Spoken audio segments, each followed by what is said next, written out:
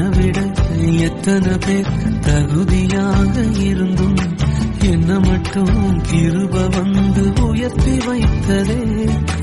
என்னை விட எத்தனை பேர் நல்லவனாக இருந்தும் என்ன மட்டும் தேடி வந்து சுமந்து கொண்டதே. உங்க கிருப என்னை வாழ வைக்குதே. உங்க கிருப என்னை தூக்கி சுமக்குதே. ஹல்லேலூயா, உங்க கிருப போதுமே.